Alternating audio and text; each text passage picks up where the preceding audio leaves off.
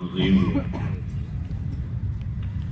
وقال تعالى: قل هذه سبيلي أدعو إلى الله على بصيرة أنا ومن اتبعني وسبحان الله وما أنا من المشركين. صدق الله العظيم. محترم دوست اور بزرگوں، اللہ جل جلالہ وعمن والہ کا بے انتہا فضل ہے، اللہ ہی کا کرم اور اللہ ہی کا احسان ہے۔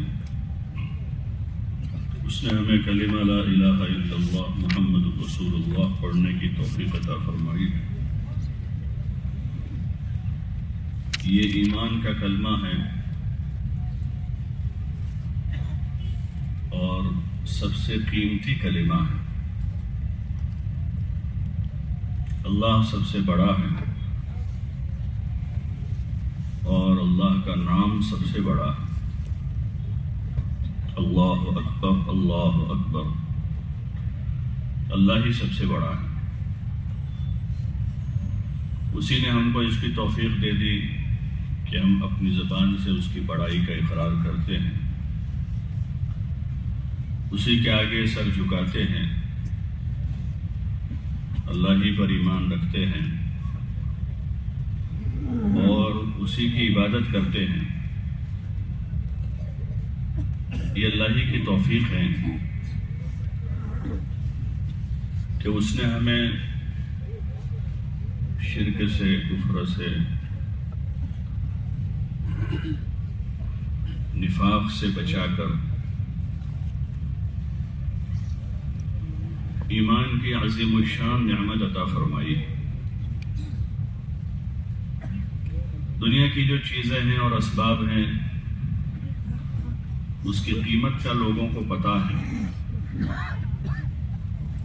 جس کے پاس جو قیمتی چیز ہے آدمی اس کا محافظ ہے۔ زمین جاگیر ہے، سونا چاندی ہے، مال دولت ہے، آدمی اس کی قیمت کے حساب سے اس کی حفاظت کرتا ہے اور اس میں مزید اضافے کا طالب ہوتا ہے۔ کتنا بھی آدمی کے پاس ہے وہ اس پر مطمئن نہیں۔ زمین جاگیر والا اگر اس کے پاس 100 بیگھے زمین ہے تو وہ اور مزید کی طلب میں ہے۔ یہ 100 کی حفاظت کر رہا ہے، اس سے فائدہ اٹھا رہا ہے، اور زیادہ ہو جاوے اس کی کوشش کرتا ہے۔ مال دولت والا اس کے پاس کتنا بھی پیسہ ہے اس کی حفاظت کے ساتھ مزید کی طلب میں ہے، اس لیے کہ قیمت کا پتہ ہے۔ اس وقت سب سے بڑا مسئلہ یہ ہے کہ ہمیں اپنے ایمان کی قیمت کا پتہ نہیں، یہ کتنا بڑا سرمایہ ہے، یہ دنیا اور آخرت دونوں جہان کی کامیابی کا ذریعہ ہے اور سب سے بڑا یہ سرمایہ ہے۔ جس کے پاس ایمان ہے اس کے پاس سب کچھ ہے، اور جس کے پاس ایمان نہیں ہے چاہے وہ پورے جہان کا مالک ہو، پوری حکومت اس کے ہاتھ میں ہے، لیکن ایمان نہیں ہے کچھ بھی نہیں ہے۔ اس لیے کہ حکومت ایک دن چلی جائے گی، جہان ایک دن چھوڑنا ہے۔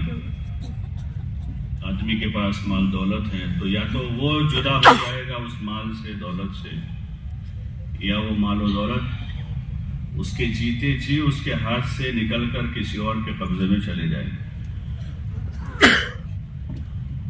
اللہ تعالیٰ نے کلام پاک میں اگلی قوموں کے واقعات بیان فرمائے، انبیاء علیہ السلام اور ان کی اقوام،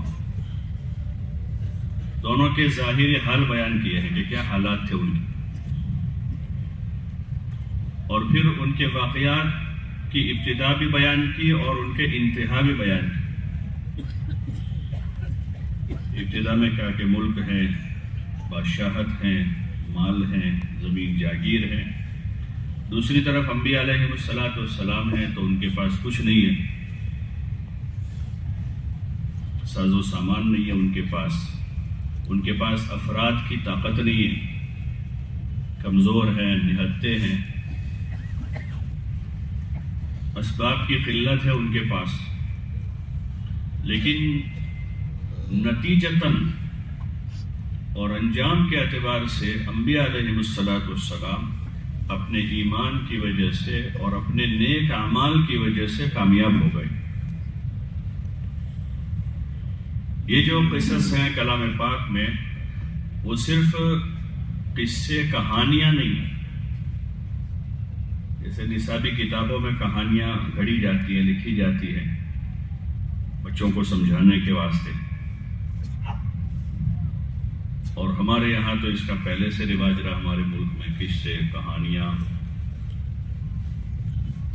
تو ایک تو وہ ہوتا ہے جو انسانوں کی گھڑے ہوئے قصے ہیں، جس کی کوئی حقیقت نہیں ہے، کوئی سر پیر نہیں اس کا، قصے ہی قصے۔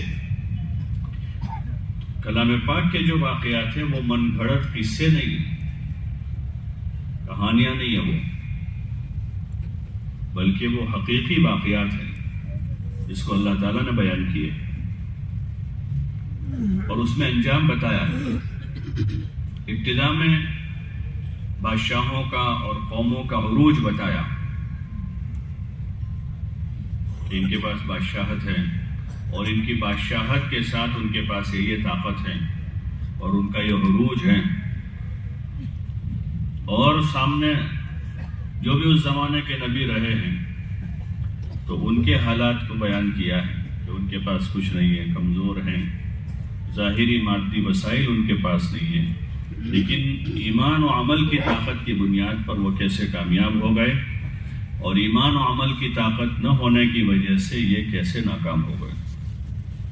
وہ اس امت کی عبرت کے واسطے ہے۔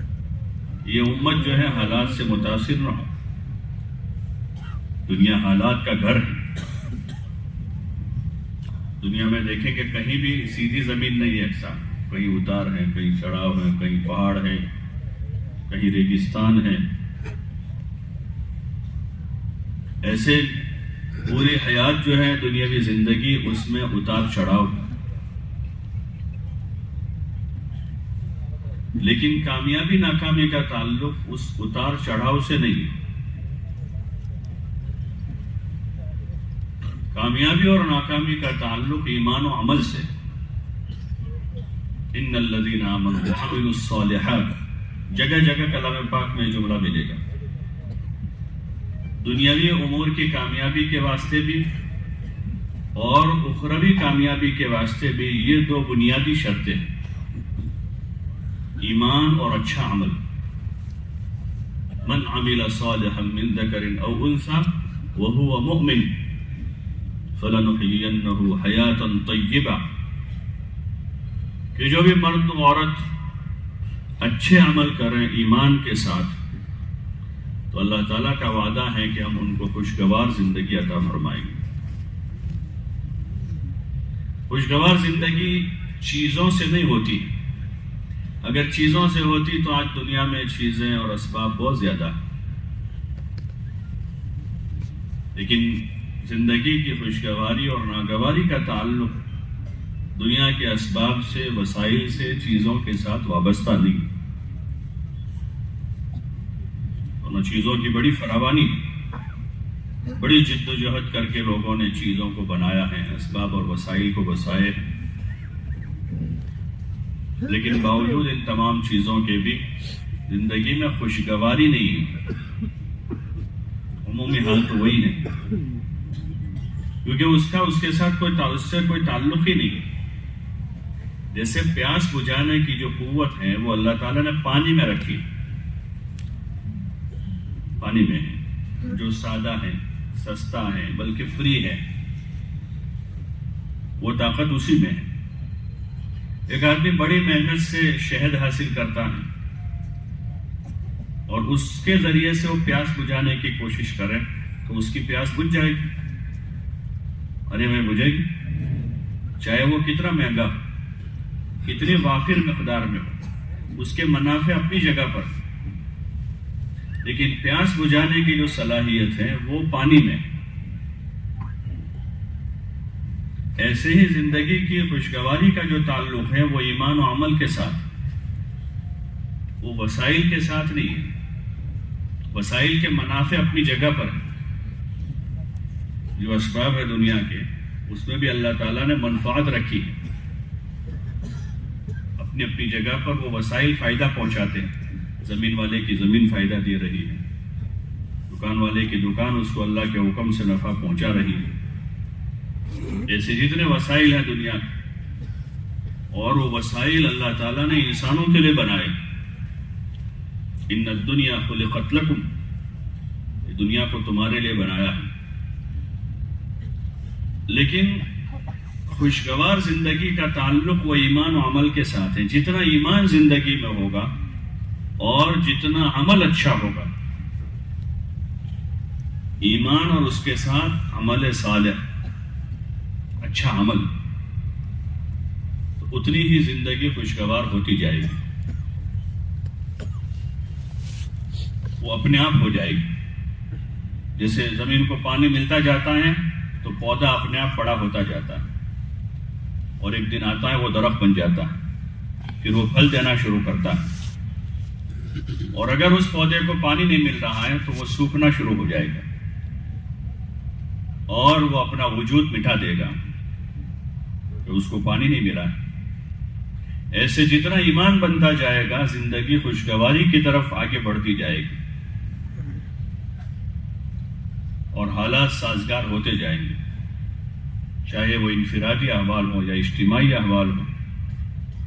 انبیاء علیہ السلام ایمان لے کر آئے۔ سارے انبیاء علیہ السلام نے سب سے پہلے یہی بات اپنے زمانے کے لوگوں کو بتائی، قولوا لا الہ الا اللہ تفلحوا، کہ لا الہ الا اللہ کہو کامیاب ہو جاؤ، یعنی اللہ کو ایک مان لو کہ اللہ ایک ہے، وہی سب کچھ کرتا دھرتا ہے، پوری کائنات کا وہی اکیلا مالک ہے، اسی نے سب کو پیدا کیا ہے، وہی خالق کائنات ہے اور وہی مالک کائنات ہے، بنایا بھی اسی نے ہے اور مالک بھی وہی ہے۔ دنیا کی چیزوں میں بنانے والا کوئی ہوتا ہے، مالک کوئی اور ہوتا ہے۔ کوئی آدمی مکان بنا رہا ہے، بڑی بلڈنگ بنا رہا ہے، اس سے جا کر پوچھے بولے ہم کانٹریکٹر ہیں، یہ فلاں صاحب کا ہے، بنا تو وہ رہا ہے، مالک وہ نہیں ہے۔ اللہ نے بنایا بھی ہے اور مالک بھی وہی ہے، پوری کائنات کا وہ اکیلا مالک ہے، وہ پہلے سے ہے اور ہمیشہ رہے گا۔ ہم سب مخلوق ہیں اور جو کچھ نظر آ رہا ہے، زمین، آسمان، چاند، سورج، سب مخلوق ہیں، سب مخلوق ہیں۔ اس لیے مخلوق میں بذات خود نہ نفع پہنچانے کی صلاحیت ہے اور نہ نقصان پہنچانے کی صلاحیت ہے۔ بذات خود اس میں صلاحیت نہیں، اس کو پیچھے سے ضرورت ہے کسی کے امر کی، کسی کے حکم کی۔ جیسے نوکر ہوتا ہے، نوکر تو وہ اپنی ذات سے فیصلہ نہیں لیتا، کیونکہ مجھے پوچھنا پڑے گا، کیونکہ اصل کون ہے؟ جو مالک ہے وہ ہے۔ مالک کہے گا میں دے دوں گا آپ، مجھے پوچھنا پڑتا ہے، تو مالک کہے گا وہ دے دے گا، مالک کہے گا تو روک دے گا۔ یہ ایک مثال ہے۔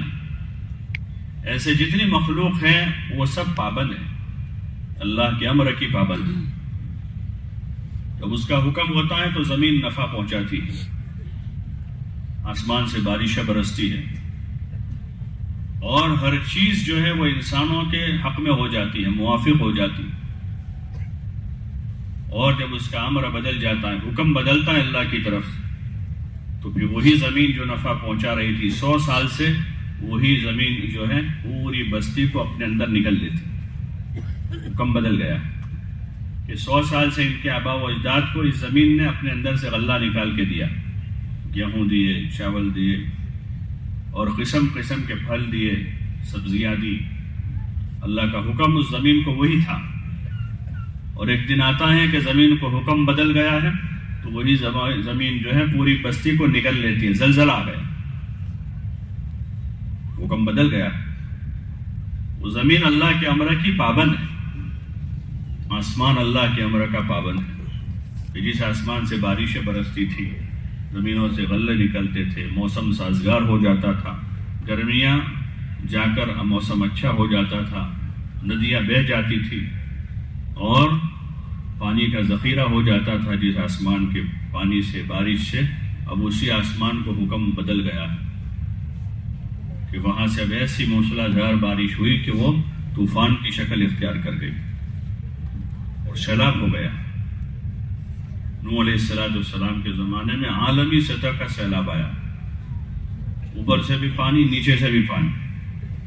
تو حکم بدلا ان کو، ایک لمبی مدت تک ان کو مہلت دیتے رہے، اس قوم کو مہلت ملتی رہی، نوح علیہ السلام سمجھاتے رہے اور اللہ ڈھیل دیتا رہا، تو وہ اپنی طاقت، قوت اور اپنی جہالت کی وجہ سے انکار کرتے رہے، نہیں مانا انہوں نے۔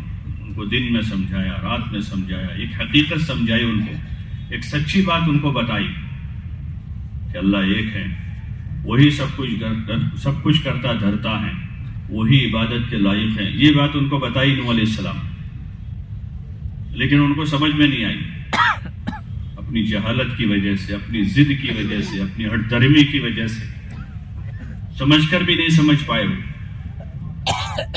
تو اللہ پاک ان کو ڈھیل دیتا رہا، مہلت دیتا رہا، اور لمبی مہلت ملی ان کو، لمبی مہلت ملی صدیوں تک، لیکن پھر جب وہ بات نہیں سمجھ پائے تو پھر ان پر عذاب آیا،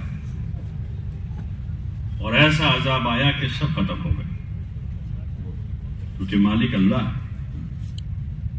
اس کو پورا اختیار ہے، وہ تو اس کی مہربانی ہے کہ نافرمانیوں کے بعد بھی وہ مہلت دیتا،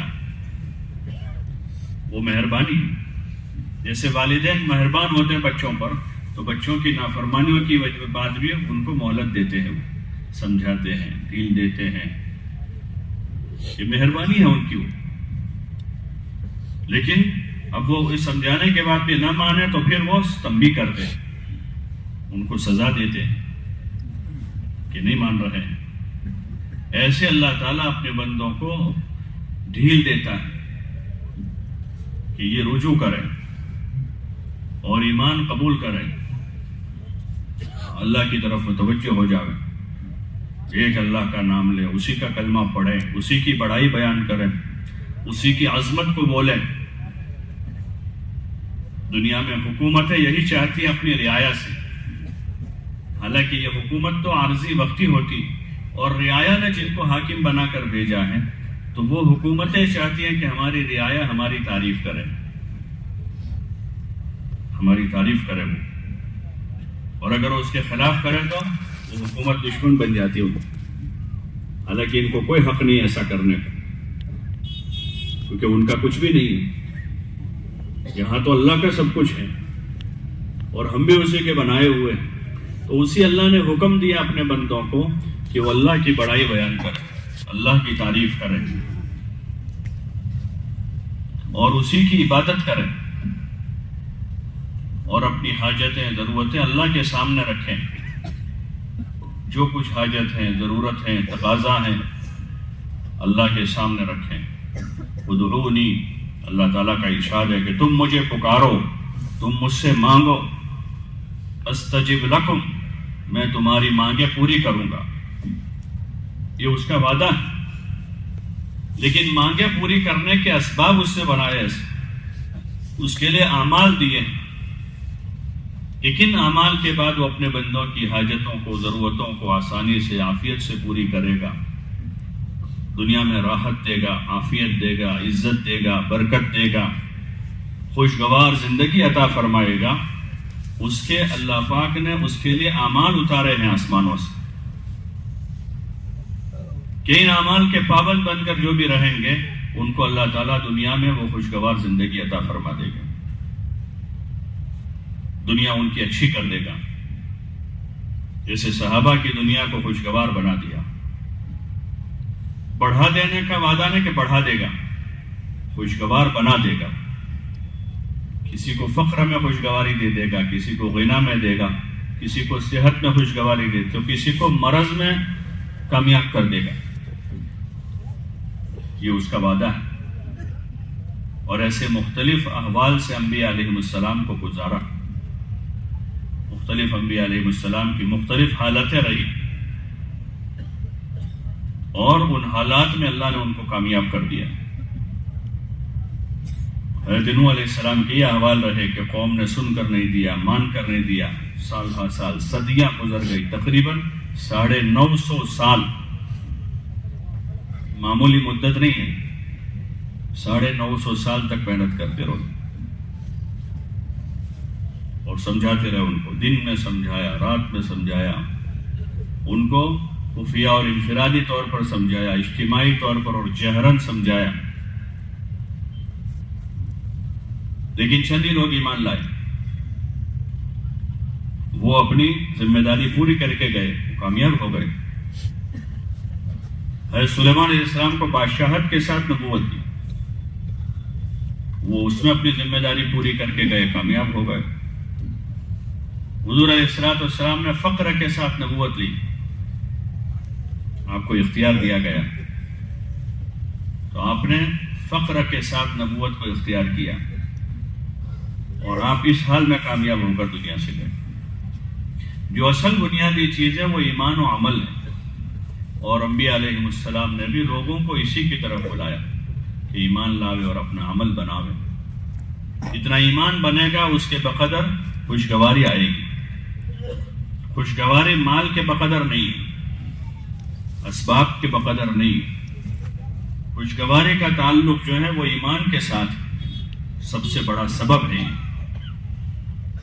اس لیے بندوں کے ذمہ ہے کہ اپنے ایمان پر محنت کر کے ایمان کی حقیقت حاصل کی جائے۔ ایمان کی حقیقت اللہ سے تعلق ہو جاوے اور ہم اللہ کو ایسا پہچان لے جیسا وہ ہے۔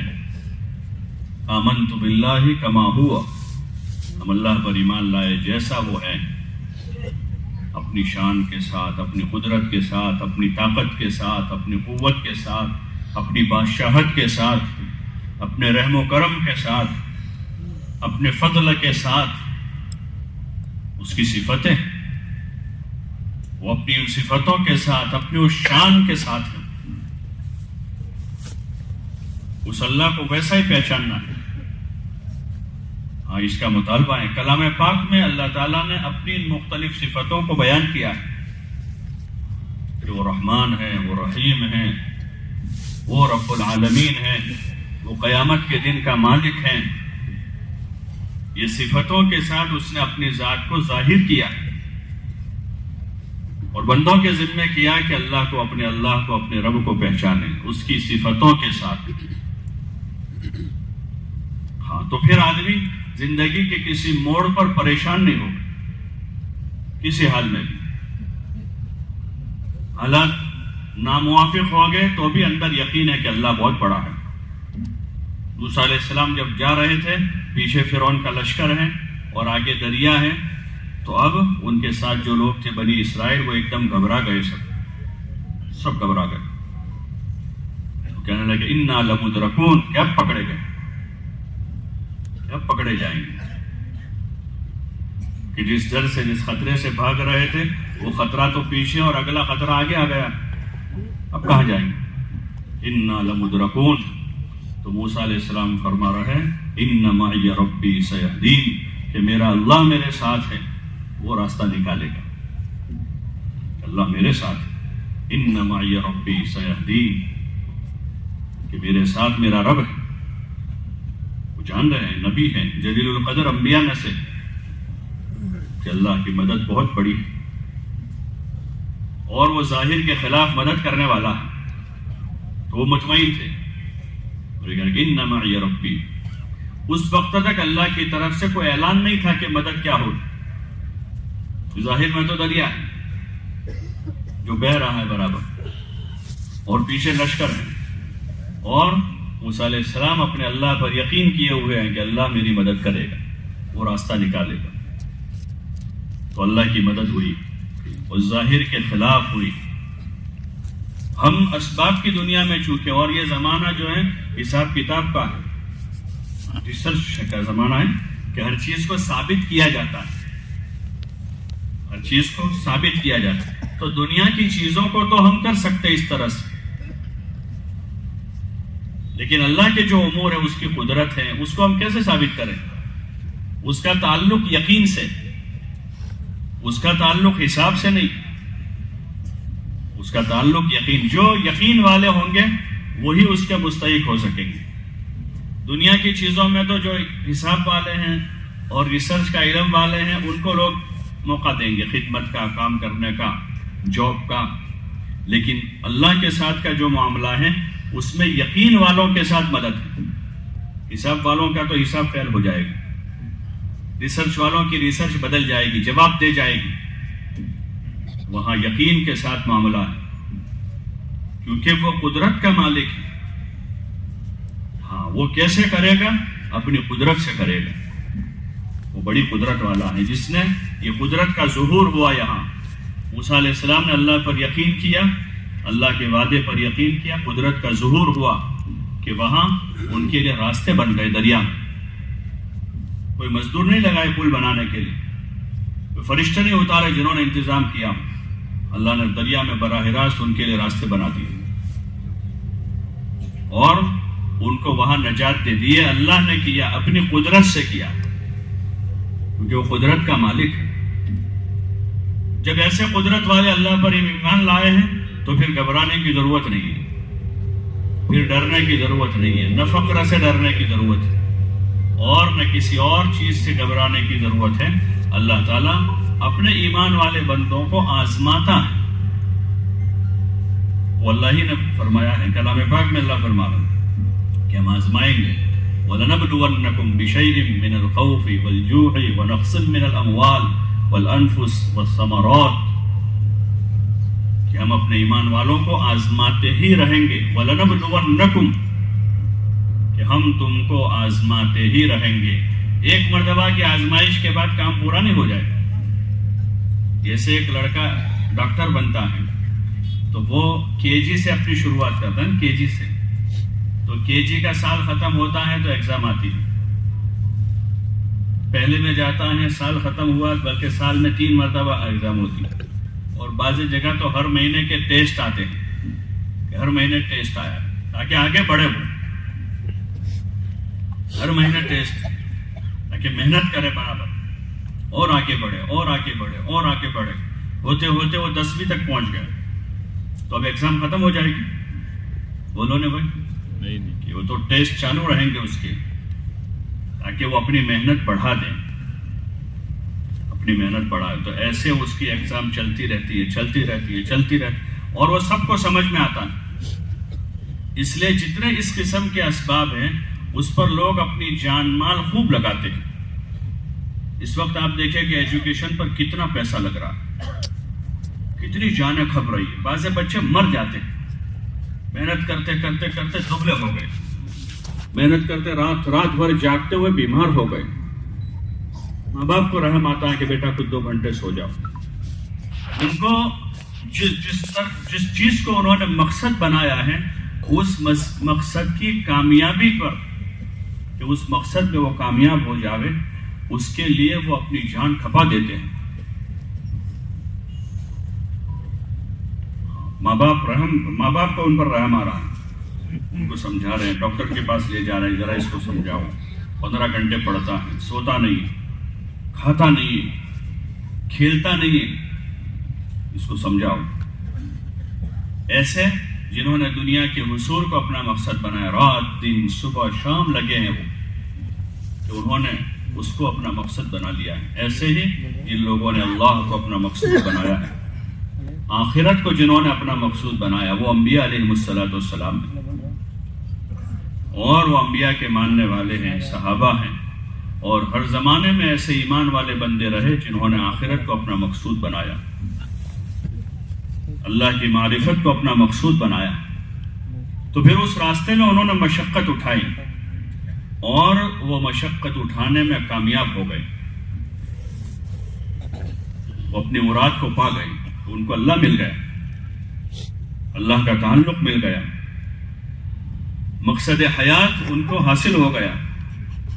وما خلقت الجن والانس الا ليعبدون، اي الا ليعرفون، کہ جنات و انسان کی پیدائش کا مقصد صرف اور صرف اللہ کی عبادت ہے۔ زمین پر اسی کی عبادت قائم کی جائے، پوری زمین پر ایک اللہ کی عبادت ہو،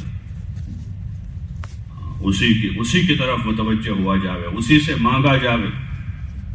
وہی دینے والا ہے، وہی حاجتیں ضرورتیں پوری کرنے والا ہے، وہی نفع اور نقصان کا مالک ہے، وہی عزت اور ذلت کا مالک ہے، وہی کامیابی اور ناکامی کا مالک ہے۔ اسی کے ہاتھ میں سب کچھ ہے اور اس کے علاوہ کسی کے پاس کچھ نہیں ہے۔ سب مخلوق ہے، سب زیرو ہے۔ جیسے کوئی بڑی کمپنی چل رہی ہے، سب ملازم، ادھر میں سب مینیجر بھی ملازم ہے، اس لیے وہ بھی بعض مرتبہ ہاتھ اوپر کر بھائی میں بھی کچھ نہیں کر سکتا، یہ سب ملازم ہیں۔ حالانکہ مینیجر ہے، دکھ رہا ہے کہ بہت بڑی آفس میں بیٹھا ہوا ہے، بہت بڑی کرسی اس کے پاس ہے، بہت سارے اختیارات اس کے پاس ہیں، لیکن اب یہ کہہ رہا ہے کہ بھائی یہ تو میں بھی نہیں کر سکتا، کہ میں بھی ملازم ہوں۔ ایسے دنیا میں جو نظام چلتا ہوا نظر آ رہا ہے، اس میں کسی کے پاس کچھ نہیں ہے، چاہے ظاہر میں ہمیں نظر آ رہا ہے کہ کسی کے پاس کوئی اختیار ہے، آسمان سے پانی برس رہا ہے، زمین سے غلہ نکل رہا ہے، اور دنیا کے بعض لوگوں کے پاس زمین جاگیر ہے، کسی کے پاس ریاست ہے، کسی کے پاس حکومت ہے، کسی کے پاس جو ہے کوئی طاقت ہے، کوئی قوت ہے، کوئی علم ہے، لیکن یہ سب کے سب اللہ کے محتاج ہیں اور اللہ کسی کا محتاج ہے۔ یہی تعلیم نبیوں نے دی، اس کا مطالبہ ہم سب سے کہ ہم اللہ پر یقین کریں، ہاں اسی سے لینے والے بنیں، اپنی حاجتیں اپنی ضرورتیں اسی اللہ کے سامنے رکھنے والے بنیں، اس لیے کہ حاجتوں کا پورا کرنے والا وہی ہے، پورے ملک کا وہی مالک ہے، پورے ملک کا وہ مالک ہے، اس میں اس کا کوئی شریک نہیں ہے۔ وحدہ لا شریک لہ لہ الملک، وہ اکیلا ہے، اس کا کوئی شریک نہیں ہے، اسی کا پورا ملک ہے، پوری زمین اس کی ہے، آسمان اس کا ہے، اور وہ زندہ ہے، اسے موت نہیں ہے، زندہ ہے، اس کو موت نہیں ہے، اسی کے لیے ساری تعریفیں ہیں۔ لہ الملک و لہ الحمد یحیی و یمیت، وہی زندہ کرتا ہے اور مارتا ہے۔ بڑے بڑے پہلوانوں کو موت دے دی اس نے، جن کا نام تھا دنیا میں، اکھاڑے میں اترتے تھے تو ان کے سامنے کوئی ٹک نہیں پاتا تھا، ایسے ہٹے کٹے پہلوان تھے، جسم کے روئے روئے میں صحت اور قوت تھی، وہ اللہ کی دی ہوئی تھی، اور اللہ نے ان کو موت کے گھاٹ اتار دیا۔ بڑے بڑے بادشاہوں کو موت کے گھاٹ اتارا اس نے، جن کا دنیا میں ڈنکا بجا ہوا تھا، لوگ ان کے نام سے کانپتے تھے، لیکن ایک دن آیا کہ موت کے گھاٹ اتر گئے۔ ان کو موت کس نے دی؟ کس نے موت دی ان کو؟ ایک اللہ نے ان کو موت دے دی، اور ان کا نام ختم ہو گیا۔ جن کا نام ہی نام تھا، ہر جگہ انہی کا چرچا تھا، انہی کا شہرہ تھا، انہی کی تصویریں لگی ہوئی تھی، لیکن ان کا نام تک ختم ہو گیا۔ بہت سارے بڑے بڑے ایسے لوگ آئے جن کے پیچھے لاکھوں کروڑوں کا مجمع ہوتا تھا، کروڑوں لوگ ان کی بات سنتے تھے، ان کی بات مانتے تھے، ان کو اپنا رہنما لیڈر سمجھتے تھے کہ یہ ہمارے لیڈر ہے، یہ ہمارے رہنما ہے، لیکن ان کو اللہ نے موت کے گھاٹ اتار دیا ہے، اس لیے کہ زندہ بھی اللہ ہی نے کیا تھا، ان کو پیدا بھی اللہ نے کیا تھا، اور موت بھی اللہ کے ہاتھ میں ہے۔ تو ایسے بڑے بڑے لوگوں کو کہ جن کو ماننے والے کروڑوں تھے، اَيْنَ مَنْ سَادُوا وَشَادُوا وَبَنَوْا هَلَكَ الْكُلُّ فَلَمْ تُغْنِ الْحِيَلُ، کہاں گئے وہ بڑے بڑے قافلوں کی سیادت کرنے والے، بڑی بڑی عمارتیں بنانے والے، بڑی بڑی عمارتیں انہوں نے بنائی اور بڑے بڑے کارنامے کر گئے۔ ہلک الکل، کہ سب کے سب ہلاک ہو گئے، کوئی نہیں بچا یہاں۔ ولم تغن الحیل، کہ ان کے ہیلوں نے بھی ان کو کوئی کام نہیں دیا، بڑی تدبیریں کہ انہوں نے زندہ رہنے کی، بڑے بڑے حکیموں سے علاج کروایا، مہنگی مہنگی دوائیاں استعمال کی، انہوں نے موسم بدلنے کے خاطر پورے دارالخلافت بدل دی، پورے دارالخلافت لے کر چلے گئے کسی اور شہر میں۔ ایک جگہ تھا پورے ملک کا دارالخلافت، وہاں سے لے کر وہ کہ وہاں کا موسم بڑا سازگار ہے، وہاں زیادہ زندہ رہیں گے، لیکن وہ ان کو ساری تدبیریں ان کی فیل ہو گئی، وَلَمْ تُغْنِ الْحِيَلُ أَيْنَ أَرْبَابُ الْحِجَا أَهْلُ التُّقَى، کہاں گئے بڑے بڑے عقل والے جنہوں نے بڑے کارنامے کیے ہیں دنیا میں، جو اللہ کی دی ہوئی عقل کے بل بوتے پر انہوں نے بڑی ایجادات کی، اور بڑے بڑے تقوی والے آئے دنیا میں، بڑے تقوی والے ہیں۔ تو عمر رضی اللہ عنہ بڑے تقوی والے تھے، انبیاء آئے، اولیاء آئے، صحابہ آئے، سب دنیا سے چلے گئے، کہ یہاں کوئی رہنے والا نہیں، وہ اللہ ہی کی ذات ہے، باقی رہنے والی ایک ذات ہے، وہی زندہ کرتا ہے، وہی موت دیتا ہے، اس لیے اسی اللہ کی طرف متوجہ رہنا چاہیے،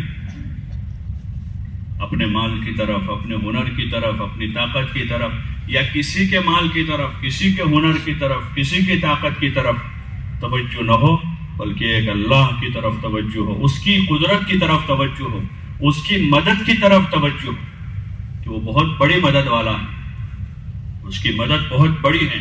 جیسے میں نے عرض کیا کہ موسیٰ علیہ السلام کی بڑی مدد فرمائی، نوح علیہ السلام کی بڑی مدد فرمائی اللہ نے، اور نبیوں کی مدد کی ہے اللہ نے، یہ اس کا وعدہ ہے، اِنَّا لَنَنْصُرُ رُسُلُنَا وَالَّذِينَ آمَنُوا فِي الْحَيَاةِ الدُّنْيَا، کہ ہم ضرور بھی ضرور نبیوں کی مدد کریں گے، اور دنیا کی زندگی میں ہم ایمان والوں کی مدد کریں گے، یہ اس کا وعدہ ہے۔ تو جیسے نبیوں کی اللہ نے مدد کی ہے، ایسے ایمان والوں کی بھی مدد کا وعدہ ہے۔ انبیاء علیہ السلام اپنی ذمہ داری پر جمے رہے، اپنے ایمان پر ڈٹے رہے، حالات سے گھبرائے نہیں۔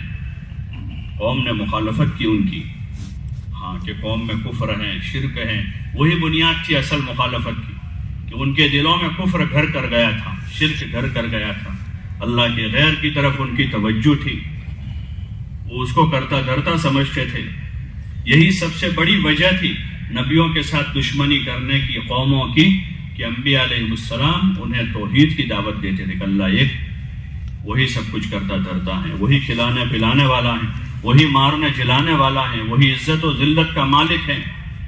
اور قوم کے جو لوگ تھے اس وقت، ان کے دلوں میں کوئی اور باتیں تھیں۔ یہی سب سے بڑی وجہ مخالفت ہے، اس سے ایک طرف توحید ہے، ایک طرف شرک ہے۔ مکہ والے بھی یہی کہتے تھے، مکہ والے بھی یہی کہتے اجعل الآلہۃ الہا واحدا ان ھذا لشیء عجاب، یہ کیسی بات کر رہے ہیں کہ ہم سارے معبودوں کو ملا کر ایک کر دیں، یہ تو عجیب و غریب بات ہے۔ یہی سب سے بڑی وجہ رہی، لیکن انبیاء علیہ السلام اللہ کے اس امر پر جمے رہے، لوگوں کو بلاتے رہے، سمجھاتے رہے، جو بنیادی ذمہ داری ہے، بنیادی ذمہ داری تھی کہ لوگوں کو سمجھاویں کہ اللہ ایک ہے، وہی کھلاتا پلاتا ہے، وہی عزت و ذلت کا مالک ہے، وہی کامیابی اور ناکامی کا مالک ہے، اسی اللہ کو پکارا جائے، مدد وہی کرے گا۔ اس لیے دنیا بھر کے لوگ کہتے ہیں کہ مالک تو ایک ہی ہے، مالک ایک ہے، سب سارے اسباب جواب دے جاتے ہیں تو پھر سب ہاتھ تو وہیں اٹھاتے ہیں، ہاں جب سارے اسباب جواب دے جاتے ہیں کہ پھر ہاتھ اٹھاتے ہیں کہ اب مالک کرے گا۔ انبیاء علیہ السلام کی تعلیم یہ ہے کہ پہلے ہی دن سے ہم اس بات کا اقرار کریں کہ وہی مالک، اور کسی کے ہاتھ میں کچھ نہیں، سب مخلوق ہے۔ اس نے پیغمبروں کو بھیجا، ہاں نبیوں کو بھیجا، ان کو ایک مقام دیا، ایک مرتبہ دیا، ان کے درجے بنائے، ہاں نبیوں کے فضیلتیں دی اللہ نے ان کو، بعضوں کو بعض پر، تلک الرسل فضلنا بعضهم علی بعض، یہ نبیوں کی جماعت ہے، بعضوں کو بعضوں پر فضیلت ملی۔ اللہ تعالیٰ نے اخیر میں امام الانبیاء والمرسلین حضرت محمد الرسول اللہ صلی اللہ علیہ وسلم کو خاتم النبیین بنا کر بھیجا، اور آپ نے ابھی آ کر وہی بات دہرائی جو اگلے نبیوں نے کی تھی، پیچھے جن نبیوں نے جو بات بنیادی بتائی تھی یہ بات کہ اللہ ایک ہے، وہی کرتا دھرتا، یہ بنیادی بات، مشترک دعوت ہے سارے نبیوں، اور پھر اللہ کی عبادت کی دعوت ہے جو سارے نبیوں نے دعوت دی، ایک اللہ کی عبادت کرے، اور اس کو مقصد حیات بتایا، عبادت مقصد حیات، کہ ہر آدمی ایمان اپنا بناتے ہوئے اللہ سے اپنا تعلق جوڑتے ہوئے ایک اللہ کی عبادت کرے. روزانہ ہم سورہ فاتحہ میں 10 بار اس کو دہراتے ہیں, ایاک نعبد و ایاک نستعین, یا اللہ ہم تیری ہی عبادت کرتے اور ہم تجھ ہی سے مدد مانگتے. یہ بڑی بنیادی بات ہے. ایک اللہ کی عبادت کی جائے. نماز, روزہ, زکوٰۃ, حج اس ترتیب کے ساتھ اس امت پر فرض کیا گیا ہے. یہ بنیادی فرائض ہیں. ایمان کے بعد یہ 4 بنیادی فرائض ہیں.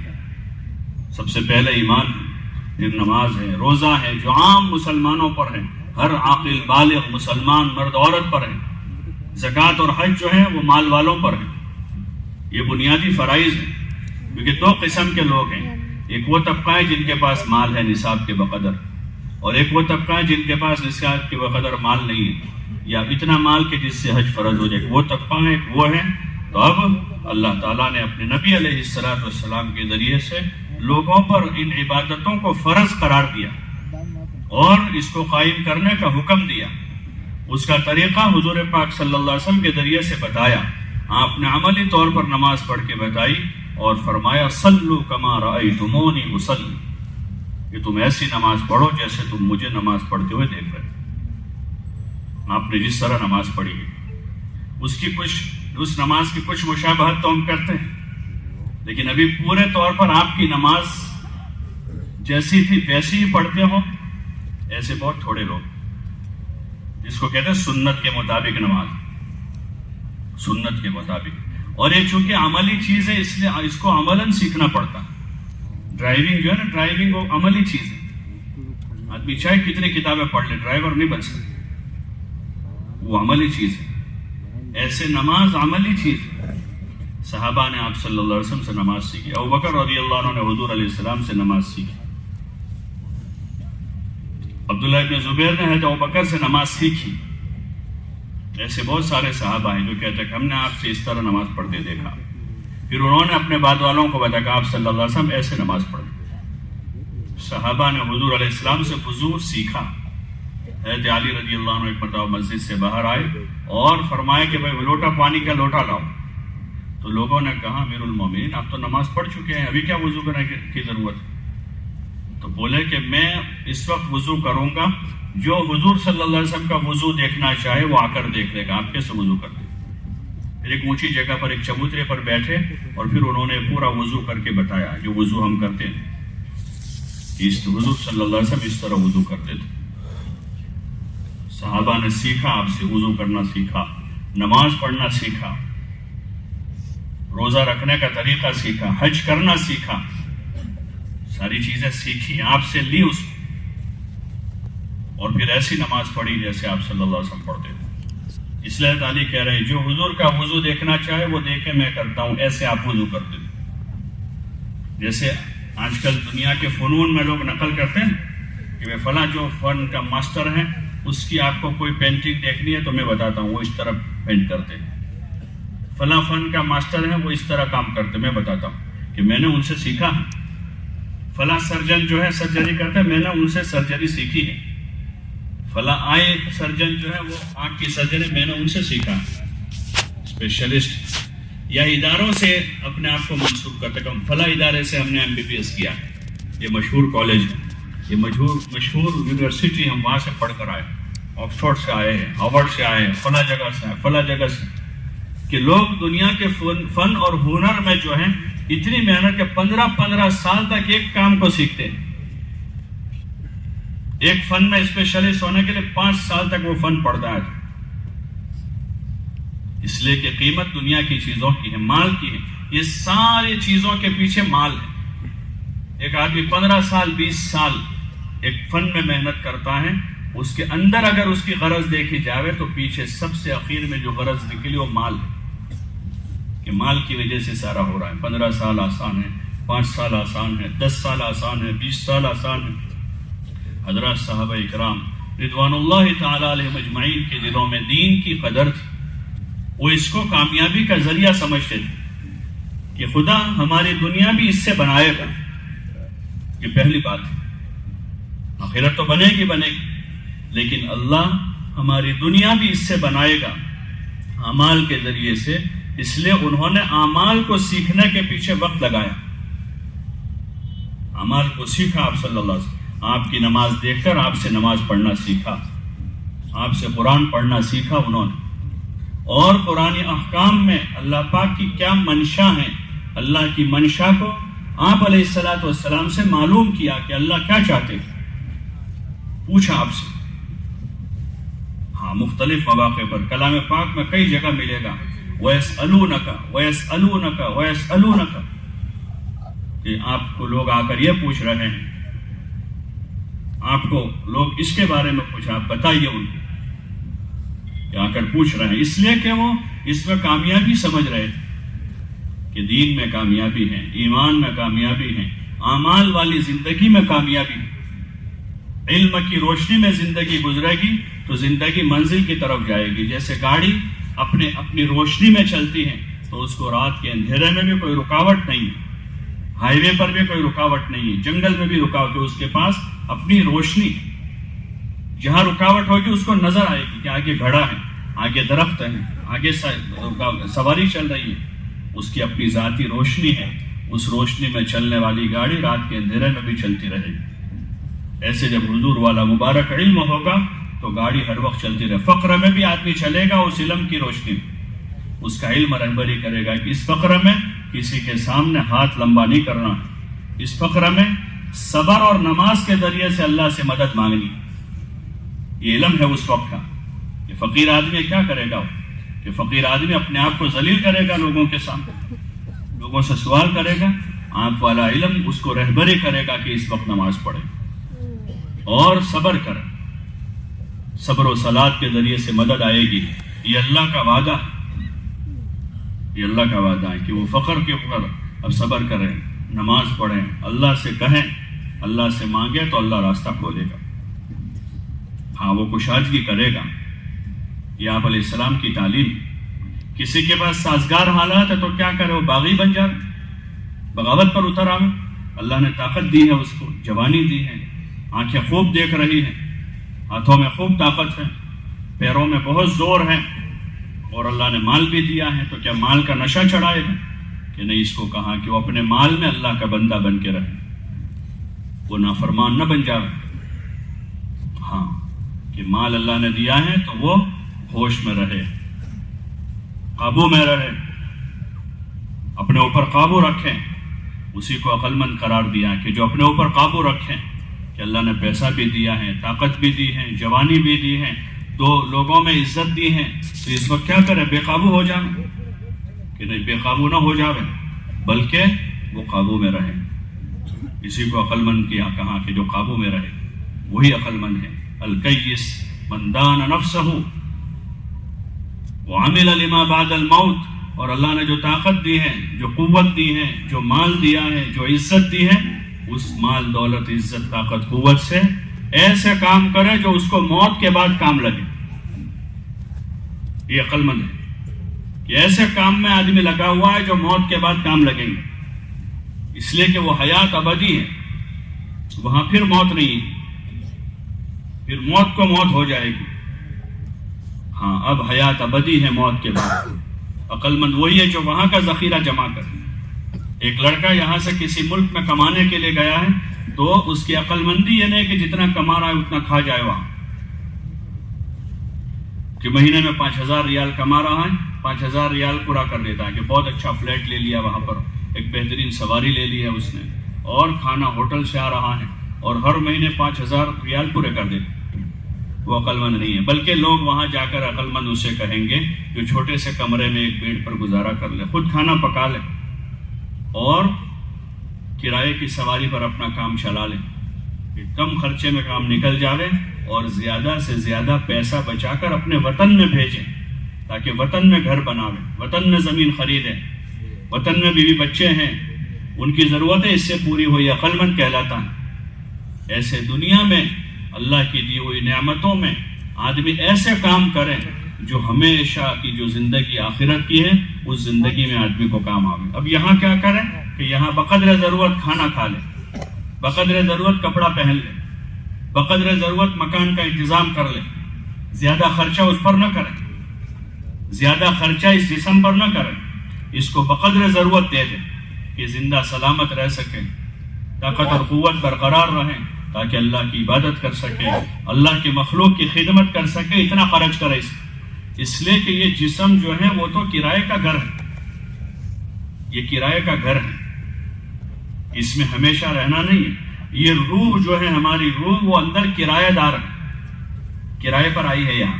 کوئی 40 سال کسی کی روح رہے گی اندر، کسی کی 50 سال رہے گی، کسی کی 60 سال رہے گی، کسی کی 70 سال، کسی کی 80 سال۔ ایک نہ ایک دن وہ آئے گا کہ گھر خالی کر کے روح چلی جائے گی۔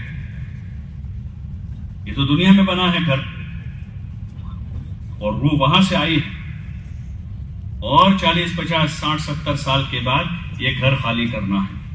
چاہے کوئی کتنا بھی کہے، اس کی کتنی حفاظت کرے، اس کے اوپر کتنا خرچہ کر لے، لیکن یہ جسم اس کا نہیں ہے، یہ تو خالی کر کے چلی جائے گی یہاں سے۔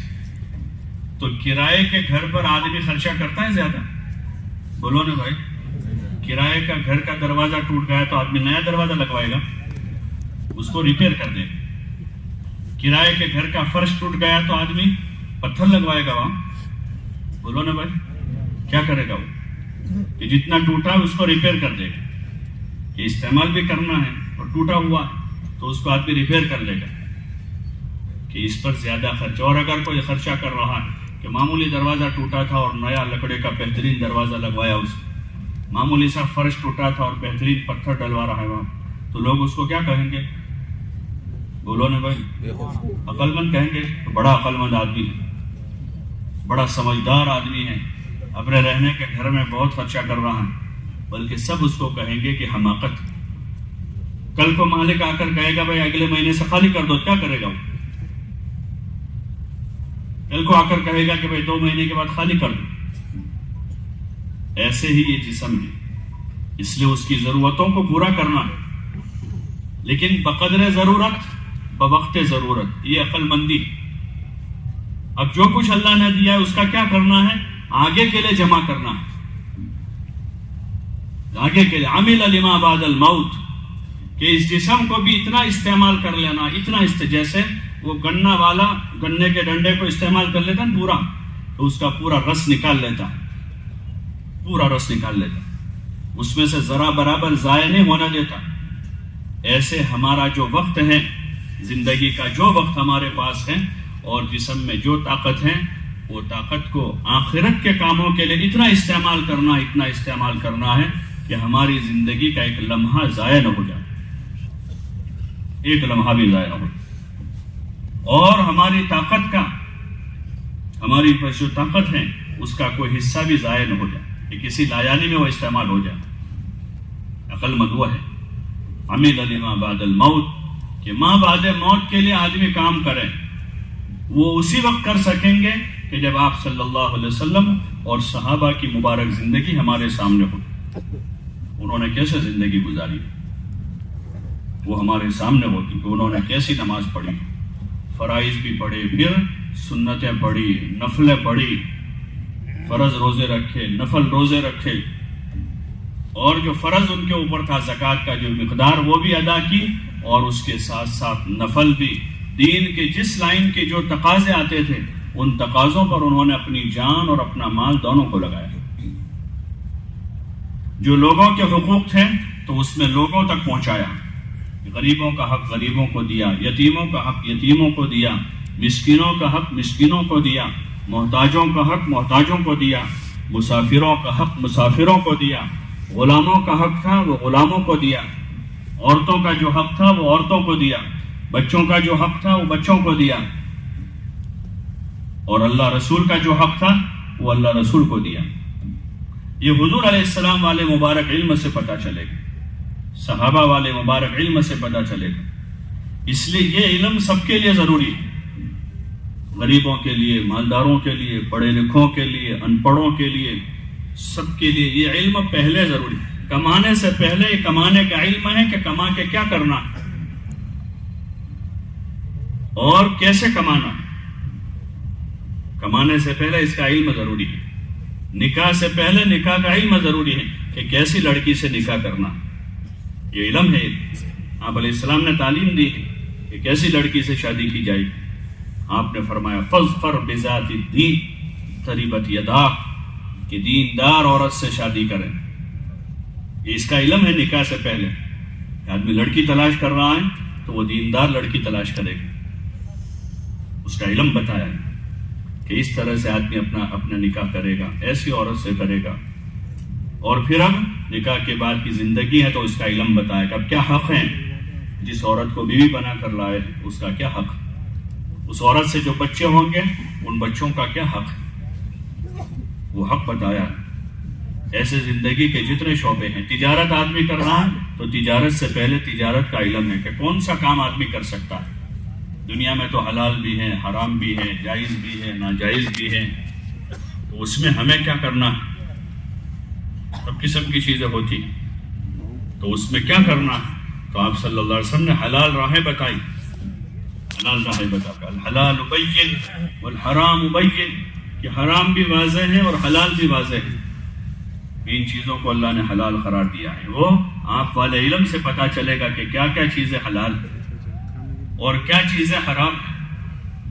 وبینہما مشتبہات، اور ان دونوں کے درمیان میں مشتبہ چیزیں ہیں کہ حلال ہے حرام ہے پتہ نہیں، مشتبہات ہیں. اس کا علم دیا ہے کہ جس کے پاس علم ہوگا وہ اس سے بچ جائے. اور اگر علم نہیں ہے تو آدمی حلال کو حرام بنا دے گا، حرام کو حلال بنا دے گا، مشتبہ میں پڑ جائے گا. اور آدمی باوجود اپنی محنت، اپنی طاقت، اپنا مال لگانے کے بھی نتیجے میں جو ہے وہ نتیجے میں آدمی غلط چیز لے کر آئے گا. حالانکہ اس نے طاقت بھی لگائی ہے، مال بھی لگایا ہے، صلاحیت بھی لگائی ہے، لیکن علم نہ ہونے کی وجہ سے، جہالت کی وجہ سے، کہ جہالت کی ایک آدمی نے جہالت کے ساتھ علاج کیا تو اس کا جان بھی لگے گا، مال بھی لگے گا. لیکن کوئی غلط گولی کھا لی ہے جہالت میں تو ریئیکشن ہوگا، یہ ریئیکشن ہو گیا. تو اب وہ بیماری جو تھی اس سے زیادہ بیماری ہو گئی. ایسے اس وقت ہیں لوگوں کو حلال حرام کا علم نہیں ہے، آدمی جہالت سے اپنا مال لگاتے ہیں. تو جہالت سے آدمی ایسا کام کر گزرتا ہے جو کام حضور علیہ السلام کے مبارک دین میں جائز نہیں، تو اس کا جو مال ہے وہ بھی چلا جاتا. برکت تو کیا ہوگی کہ اللہ تعالیٰ نے سود میں ہلاکت رکھی.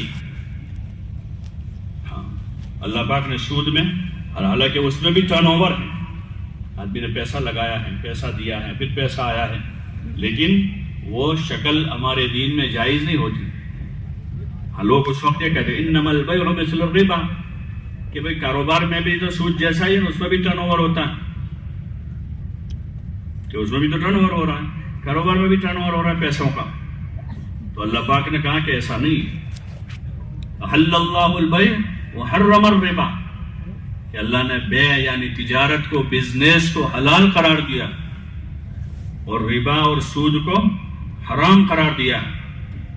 اب اس کی شکلیں ہیں تو وہ اہل علم سے پوچھنی پڑے گی تجارت سے پہلے. تجارت سے پہلے اگر آدمی اہل علم سے رابطہ کرتا ہے اور ان سے پوچھ کر آدمی اپنا کام کرتا ہے تو پھر اس میں چونکہ اللہ کے دین کے مطابق، حضور کے لائے ہوئے طریقے کے مطابق ہوگا تو اللہ پاک اس میں برکت ڈال دے گا. حل اللہ البیع، کہ اللہ نے بیع یعنی تجارت کو حلال قرار دیا اور اس میں اللہ نے برکت رکھی ہے. تجارت میں برکت اگر سچائی کے ساتھ، امانت داری کے ساتھ، جھوٹ کے ساتھ ہے تو برکت نہیں ہے، بلکہ جھوٹ ایک سبب ہلاکت ہے. الکذب یہلک، کہ جھوٹ آدمی کو ہلاک و برباد کر دیتا ہے. جیسے سود میں بربادی ہے ایسے جھوٹ میں بھی بربادی ہے. اس لیے تاجر کے اوصاف بتائے کہ تاجر کیسا ہوگا. مسلمان تاجر ہے، تجارت کرنا چاہتا ہے، یہ اس کی صفتیں ہیں کہ وہ ایماندار ہیں، امانت دار ہیں، سچا ہے. یہ تاجر ہے، یہ تاجر کی صفتیں ہیں. اس لیے ایسے تاجر دنیا میں برکت حاصل کریں گے، ان کی تجارتوں میں خدا برکت دے گا کہ سچ بولتے ہیں، ایماندار ہیں، امانت دار ہیں. جو اللہ نے مال دیا اس مال کا حق ادا کرتے. وہ اب سب اپنا نہیں سمجھتے. عام آدمی ہے سب اپنا سمجھتے ہیں کہ سب ہمارا، جو کمایا سب اپنا ہے. بس خالی حکومت زبردستی جو ٹیکس دے وہ دے دیں. حکومت زبردستی کا ٹیکس لگا دے، بھائی ہم 18% تو وہاں دے دیں. یہ زبردستی دیا جا رہا ہے کیونکہ بخل ہے، اندر بخل ہے. زبردستی لیا جا رہا ہے. اللہ تعالیٰ نے اس بخل کو توڑنے کے لیے ہر صاحب مال پر کم از کم 2.5% زکوٰۃ رکھی کہ یہ 2.5% زکوٰۃ. اس سے اوپر آدمی جتنا زیادہ زائد دینا چاہے وہ خرچ کرے اپنے مال میں سے، ورنہ 2.5%، ایک نمبر کا جو بخیل ہے اس کو 2.5% دینا ہے. 2.5% یہ زکوٰۃ. یہ اللہ کا حق ہے کہ وہ زکوٰۃ ادا کی جائے غریبوں پر، جو اس کے مستحق ہے ان کو دیا جائے. سب کے سب کمائے ہوا ہمارا نہیں ہے، وہ اللہ کا دیا ہوا ہے. اور اس میں اب اللہ کا حکم، جب اللہ کا حکم اس میں یہ ہے کہ اس میں سے 2.5% مال غریبوں کو، ایسے غریبوں کو جو صاحب نصاب نہیں ہے، ان کی تحقیق کر کے ان کی حاجتوں میں ان کو استعمال کیا جائے، ان کو دیا جائے. یہ حق ہے. پھر اس کے اوپر مزید کچھ حقوق ہے مال کے. آدمی اپنے اوپر خرچ کرے گا، اپنے اہل و عیال پر خرچ کرے گا، اپنے قریبی رشتہ دار والدین پر خرچ کرے گا، اپنے بھائی بہنوں پر خرچ کرے گا. ایسے جیسا پھر اللہ اس کو موقع دے اپنی آخرت بنانے کے خاطر وہ جتنا خرچ کرنا چاہے. حضرت ابوبکر رضی اللہ تعالیٰ عنہ وہ آدمی ہیں جنہوں نے اپنا سب کچھ لگا دیا. خود آپ علیہ السلام نے اپنا سب کچھ لگایا. آپ کے پاس جو آیا، جتنا آیا، آپ اس کو اللہ کے نام پر لگاتے رہے جس وقت جو تقاضے رہے، اور اپنی حاجتوں میں سب سے کم استعمال کیا. اپنی حاجتوں میں حضرت عائشہ رضی اللہ عنہ فرماتی ہیں کہ آپ صلی اللہ علیہ وسلم کی وفات ہو گئی لیکن آپ نے کبھی 2 وقت جو کی روٹی پیٹ بھر کر نہیں کھائی. 2 وقت کھانا کبھی نہیں کھایا. علماء نے لکھا ہے کہ کبھی آپ صلی اللہ علیہ وسلم اگر دودھ پیتے تو گوشت نہیں کھاتے تھے، اگر گوشت کھا لیا ہو تو پھر دودھ نہیں پیتے تھے. پیٹ بھر کر کھانا نہیں کھاتے تھے. آپ اپنے اوپر اتنا لگایا. آپ کے کپڑے سادہ تھے. کبھی کبھار ایسے مواقع آئے کہ جس میں آپ کے جسم اطہر پر قیمتی جوڑا نظر آیا، ورنہ عموماً زیادہ تر جو آپ کے استعمال کے کپڑے رہے وہ سادہ رہے. سادہ لباس پہنا آپ، سادہ سواریاں استعمال کی، ہر قسم کی سواری آپ نے استعمال کی. کبھی خچر پر بھی سوار ہو گئے، حالانکہ خچر اس زمانے میں بالکل گھٹیا سواری شمار ہوتی، بالکل گھٹیا سواری. کبھی اس پر سوار ہے، کبھی پیدل چلے آپ. کبھی وہ نوبت تھی سفر میں کہ اتنی سواریاں نہیں تھی کہ سب لوگ سوار ہو سکے، تو باری باری سوار ہوتے تھے، باری باری. تو ایک صحابی کے ساتھ آپ صلی اللہ علیہ وسلم کی بھی باری لگی اونٹ پر سوار ہونے. تو وہ صحابی نے کہا یا رسول اللہ آپ سوار رہیں، میں نکیل پکڑا رہوں گا. تو آپ علیہ السلام نے فرمایا کہ نہیں بھائی، جب آپ کی باری آئے گی آپ بیٹھیں گے، جب میری باری آئے گی تو میں پیدل چلوں گا. صحابی نے اصرار کیا کہ یا رسول اللہ نے یہاں بیٹھے رہے. تو آپ علیہ السلام نے فرمایا کہ بھائی اگر تم اس وجہ سے میرا اکرام کرتے ہو کہ تم طاقتور ہو تو میں تم سے زیادہ طاقتور ہوں. آپ کو تو اللہ نے 40 مردوں کی طاقت دی کہ بھائی کوئی کمزور آدمی ہوتا ہے اس کی خدمت کرتے ہیں کہ کمزور آدمی. تو آپ فرمایا کہ اگر آپ اس وجہ سے میری خدمت کرنا چاہ رہے ہو میں تم سے زیادہ طاقتور ہوں، اور اگر آپ ثواب کی وجہ سے کرنا چاہتے ہو کہ آپ کو ثواب ملے تو ثواب کی مجھے بھی ضرورت ہے. آپ فرما رہے ہیں کہ ثواب کی مجھے بھی ضرورت ہے، جتنی تم کو ضرورت ہے مجھے بھی ثواب کی ضرورت ہے. تو کبھی نوبت ایسی آ گئی، آپ نے اپنی زندگی کو سادہ رکھا. آپ فرما رہے ہیں کہ میں تو ایک اس ماں کا بیٹا ہوں جو سوکھا ہوا گوشت کھایا کرتی تھی. حالانکہ آپ امام الانبیاء ہیں، سید المرسلین ہیں، لیکن آپ نے اپنی کوئی حیثیت نہیں بنانے کی کوشش. حالانکہ اللہ پاک نے آپ کو بہت بڑا مقام دیا، امام الانبیاء بنایا، آپ کو معراج کروائی. آپ فرما رہے ہیں انا سید ولد آدم یوم القیامت ولا فخر، کہ میں قیامت کے دن ولد آدم کا سردار ہوں لیکن مجھے اس پر کوئی فخر نہیں. دنیا کی جو چیزیں ہیں یہاں تو کمال آدمی کی عبادت ہے، آدمی کا تقوی. ان اکرمکم عند اللہ اتقاکم، آدمی کا تقوی آدمی کا کمال ہے، آدمی کی عبادت آدمی کا کمال ہے، آدمی کا اللہ کے ساتھ کا تعلق یہ کمال کی چیز ہے. ورنہ یہ سارا کمال جو ہے وہ ایک دن زوال ہو جاتا ہے. اسے جیسے آنکھیں بند ہوئی سارا مال ختم، مال و متاع اور سارے اسباب وسائل آدمی سے جدا ہو جاتے ہیں. پھر اس کے ساتھ کیا آدمی فخر کرے اور اس پر کیا آدمی زندگی لگا دے.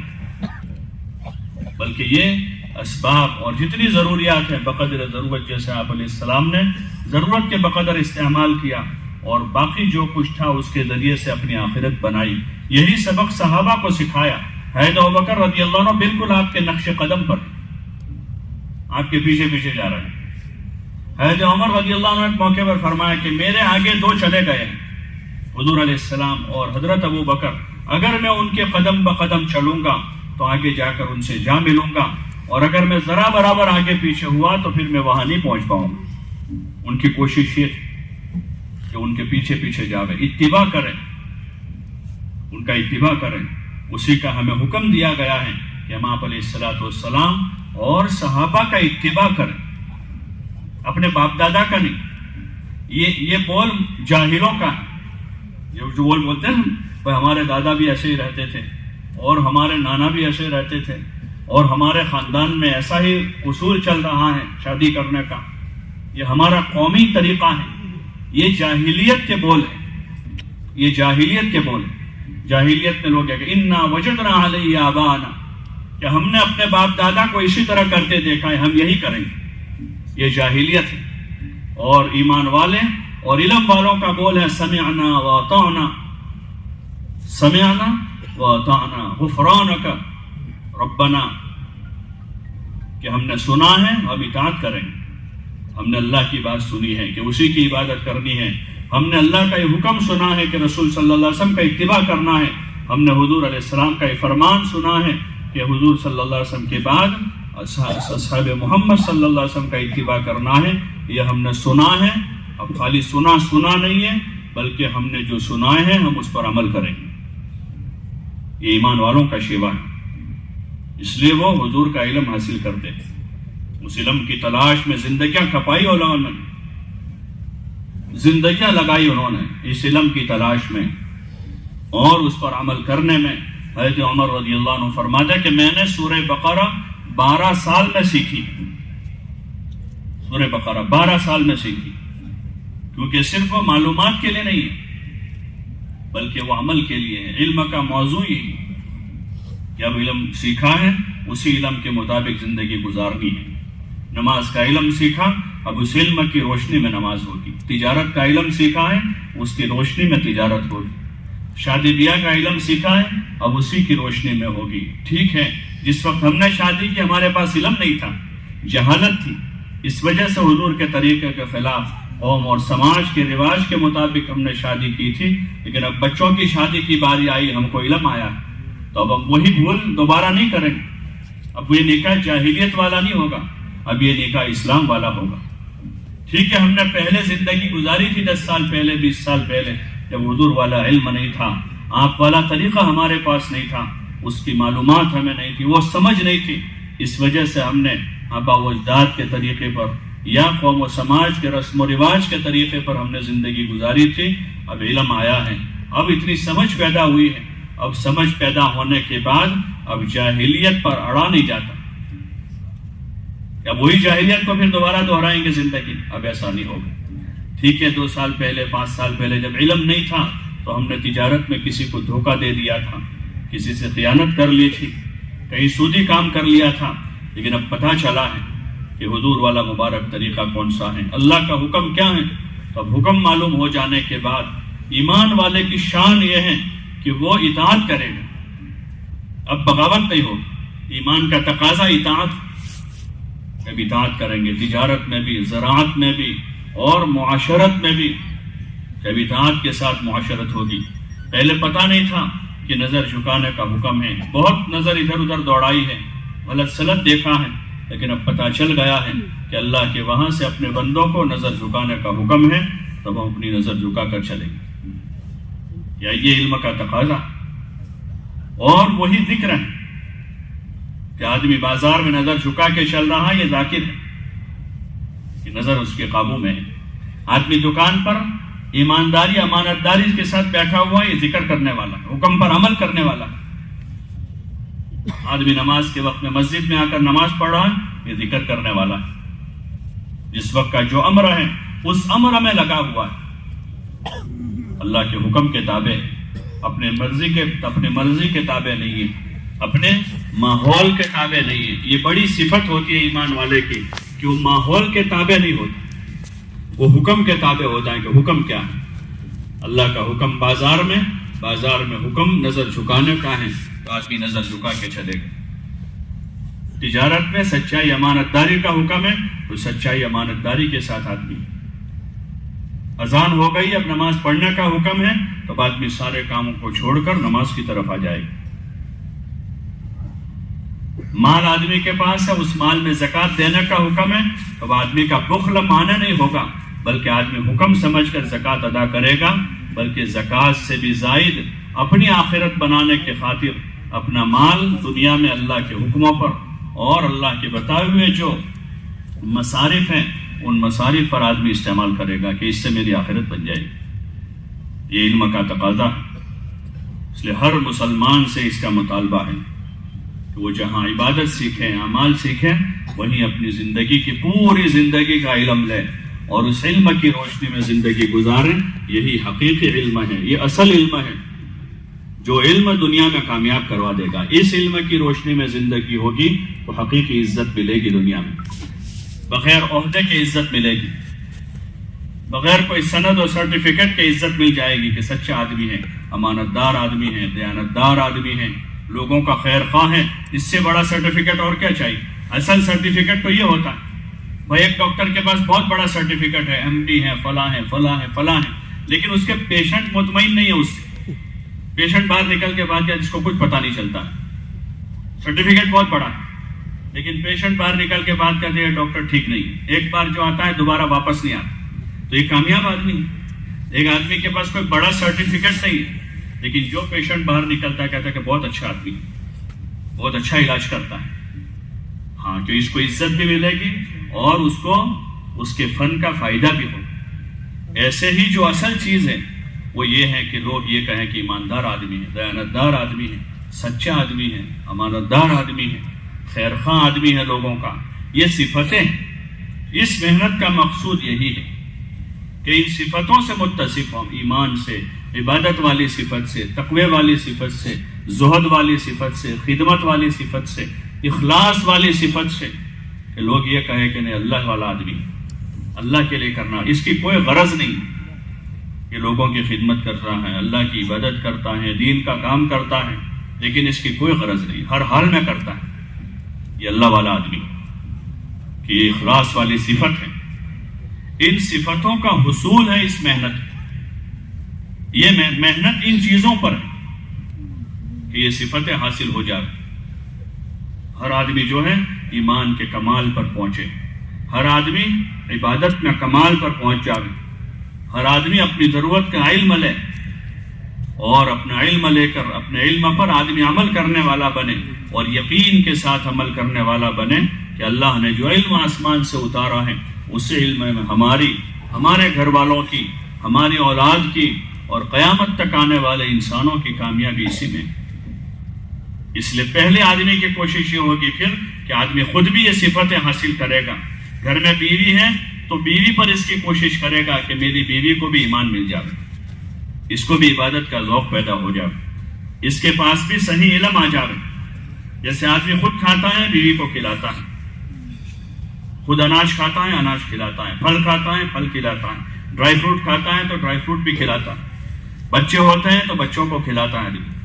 یہ اصل چیز ہے کہ آدمی خود بنتا ہوا اپنے بیوی بچوں کو بنانے میں لگے کہ ان کو بھی ایمان ملے, ان کو بھی عبادت کا ذوق ملے, ان کو بھی نفع والا علم ملے, ان کو بھی اللہ کا دھیان ملے, ان کے بھی اخلاق اچھے ہو جائیں. یہ ایک کوشش اور محنت ہے, ایک جہد ہے. مولانا یوسف صاحب رحمۃ اللہ علیہ فرماتے تھے کہ ہمیں اس محنت سے اس محنت تک پہنچنا ہے جس پر حضور صلی اللہ علیہ وسلم اور صحابہ تھے. ایک جدوجہد ہے, ایک کوشش ہے, خالی نظریہ نہیں ہے. تبلیغ جو ہے خالی نظریہ نہیں ہے, کوئی فلسفہ نہیں ہے. یہ ایک جہد اور ایک محنت ہے جو ہر فرد امت سب سے پہلے اپنے اوپر کرے. ہر آدمی خود اپنے اوپر محنت کرے اور اپنے اوپر محنت کرتا ہوا اپنے بیوی بچوں پر کرے. وہ دوسرا فریضہ ہے, یا ایھا الذین آمنوا قوا انفسکم, اے ایمان والو اپنے آپ کو اور اپنے گھر والوں کو جہنم کے عذاب سے بچاؤ. حضرت علی رضی اللہ عنہ فرماتے ہیں علمہم الدین، یعنی ان کو دین سکھاؤ۔ یہ پہلی محنت اپنے اوپر ہے۔ جیسے آدمی خود کھاتا ہے، بچوں کو کھلاتا ہے، گھر والوں کو کھلاتا ہے، پھر جیسے جیسے آدمی کی استعداد ہے آدمی ماں باپ کو بھی کھلاتا ہے، پڑوسیوں کو کھلاتا ہے، اور بعضوں کو اللہ نے اور زیادہ ہو کہ پورے شہر والوں کو کھلاتا ہے، اوروں پر خرچ کرتا ہے۔